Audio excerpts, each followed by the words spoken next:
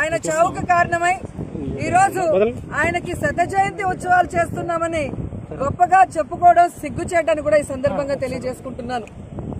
ఈరోజు గుడివాడ నాని అన్న తన కృషితో జగనన్న ద్వారా దాదాపుగా 9,000 టిట్కో ఇళ్లు పూర్తి చేసి ఈరోజు అక్కడున్న అక్క చెల్లెలకి ఒక అన్నలాగా ఆస్తిని కల్పిస్తున్న విషయాన్ని మనం అందరం కూడా గమనించాలి. ఈ రోజు నేను అడుగుతున్నాను చంద్రబాబు నాయుడిని, ఎక్కడో సెల్ఫీ తీసుకున్నావు కదా, నీకు దమ్ముంటే గుడివాడలో వచ్చి ఆ టిట్కో ఇళ్ల ముందు గుడివాడ నాని మా కొడాలి నాని అన్నతో సెల్ఫీ తీసుకునే ధైర్యం ఉందా అని అడుగుతున్నా. ఎందుకంటే ఈరోజు ఇన్ని ఏళ్ల చరిత్రలో జరగని అభివృద్ధి ఈ రాష్ట్రంలో కానీ ఈ జిల్లాలో కానీ నియోజకవర్గం ఏది తీసుకున్నా కూడా గతానికి ఇప్పుడు కంపేర్ చేసి చూస్తే అభివృద్ధి ఎక్కడో ఉంది. అంత గొప్పగా జగన్మోహన్ రెడ్డి గారు చేయటం అనేది మనం గమనిస్తున్నాం. అలాగే మీరు చూస్తే ఈ మచిలీపట్నం పోర్టు హడావిడిగా భూమి పూజ చేశాడు కానీ చంద్రబాబు నాయుడు కనీసం వాటికి అనుమతులు తీసుకోలేదు.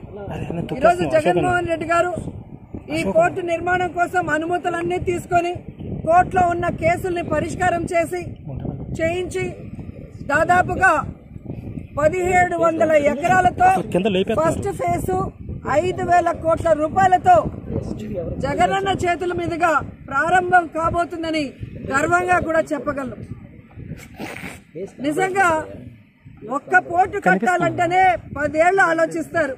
10 ఏళ్లకు ఒకటి కట్టాలంటే తల్లకిందులుగా తపస్సు చేయాలి.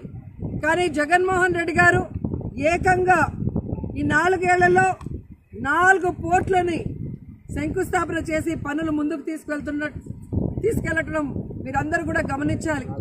ఒకటి రామాయపట్నం పోర్టు ఎంత శరవేగంగా పనులు జరుగుతున్నాయో మీరందరూ కూడా చూస్తున్నారు. అండ్ మొన్ననే బావనపాడు దగ్గర మూలపేట పోర్టుకి శంకుస్థాపన జరిగింది. అండ్ 22వ తేదీ ఈ నెల మచిలీపట్నం పోర్టు పనులు ప్రారంభం కాబోతున్నాయి. ఆ రోజు నుంచే పనులు శరవేగంగా జరుగుతాయని కూడా ఈ సందర్భంగా తెలియజేసుకుంటున్నాను. అలాగే మొన్న భోగాపురం అంతర్జాతీయ ఎయిర్పోర్ట్ కూడా భూమి పూజలు జరిగాయి. ఇవన్నీ కూడా మీరు గమనిస్తున్నారు. అంటే అనుమతులు తీసుకొని దానికి కావాల్సిన ఆర్థిక వనరుల్ని సేకరించి ఎటువంటి కోర్టు ప్రాబ్లం ఇష్యూస్ లేకుండా ఈరోజు స్టార్ట్ చేసి వాటిని ఫినిష్ చేసి ప్రజలకి అందించాలన్న చిత్తశుద్ధితో జగన్మోహన్ రెడ్డి గారు ముందుకు వెళ్తున్నారన్న ఈ జిల్లా చరిత్రలో నిలిచిపోయే కార్యక్రమాలకి జగన్మోహన్ రెడ్డి గారు రావటం అనేది చాలా హ్యాపీగా ఉంది. ఒకటి గుడివాడలో దాదాపుగా 9,000 టిట్కో హౌసుల్ని ఓపెన్ చేయబోతున్నారు.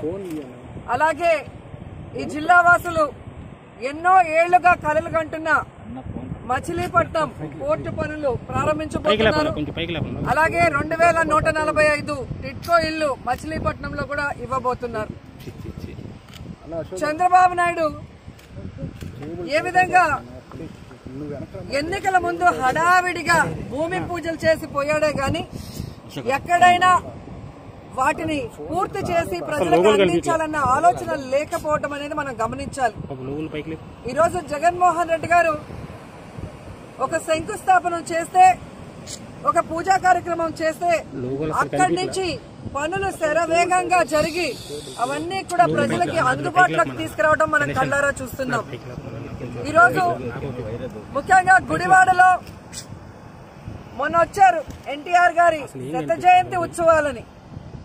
కనీసం ఎన్టీఆర్ గారి కోసం ఒక మెడికల్ కాలేజ్ వస్తే పిల్లలకి విద్య అందుతుంది.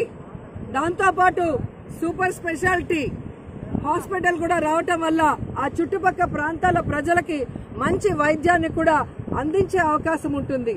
సో అనుభవం ఉందని చెప్పుకోవడమే గాని చంద్రబాబు నాయుడికి ఇంతవరకు ఒక్క ఫౌండేషన్ వేసింది పనులు స్టార్ట్ అయ్యాయా అని నేను అడుగుతున్నా. అందుకే చంద్రబాబు నాయుడు అంటారు ఫేక్ ఫౌండేషన్లు వేస్తాడు, ఫెయిల్యూర్ సీఎం అని కూడా అందరూ అంటారు. ఎందుకంటే ఆయన వేసిన శిలాఫలకాలు ఈరోజు దిష్టి బొమ్మల్లాగా ఎక్కడ చూసినా ఉన్నాయి కానీ ఎక్కడ పనులు ప్రారంభం కాలేదు. కానీ జగన్మోహన్ రెడ్డి గారు చేస్తున్న ప్రతి కార్యక్రమం కూడా శరవేగంగా పనులు జరగటమే కాకుండా ఫస్ట్ ఫేజ్లు పూర్తి చేసుకుని మెడికల్ కాలేజీలేమో ఫస్ట్ బ్యాచ్ తో స్టార్ట్ అయినాయి. అలాగే ఎయిర్పోర్ట్ పనులు కానీ పోర్ట్ పనులన్నీ కూడా ముందుకు నడుస్తున్నాయని కూడా గర్వంగా చెప్పగలను. సో ఈ జిల్లా ఇన్ఛార్జ్ మంత్రిగా ఒకే నెలలో 2 మేజర్ ప్రాజెక్ట్స్ కి భూమి పూజ చేయడానికి జగనన్న రావటం, ఆ 2 నియోజకవర్గాలు కొడాలి నానిగారు పేర్ని నానిగారిది కావటం ఎక్స్పెక్టేషన్స్ ఎక్కడో ఉంటాయి. ఎందుకంటే కొడాలి నానన్న పేర్ని నానన్న కాంబినేషన్ అంటే డెడ్లీ కాంబినేషన్. సో ఆ యొక్క మీటింగ్ లో ఆ కార్యక్రమాలు జగన్మోహన్ రెడ్డి గారు ప్రారంభించడం చూడటం ఒక ఎత్తు అయితే, వారిద్దరి స్పీచ్ల కోసం ఈ చుట్టుపక్కల వాళ్ళందరూ కూడా ఎదురు చూస్తున్నారు. ఎందుకంటే వీళ్ళు ఒకటి అనుకుంటే జగనన్నతో మాట్లాడి కన్విన్స్ చేసి చేయించుకోగలిగిన నాయకులు. గతంలో వాళ్ళు మినిస్టర్స్ గా ఉన్నప్పుడే ఎన్నో కార్యక్రమాలకి శ్రీకారం చుట్టారు.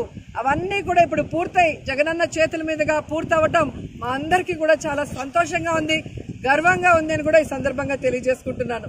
సో జగనన్న వచ్చే ఈ 2 కార్యక్రమాలు ఏవైతే ఉన్నాయో 19th and 22nd 2 కూడా విజయవంతం చేయడానికి కలెక్టర్ గారు, ఎస్పీ గారు, అలాగే మంత్రి జోగి రమేష్ గారు, అలాగే జిల్లా అధ్యక్షులు పేర్ని నాని గారు, అలాగే గుడివాడ ఎమ్మెల్యే మన కొడాలి నానన్నతో పాటు ఇక్కడున్న అఫీషియల్స్ అందరూ కూడా కష్టపడి పనిచేస్తున్నారు.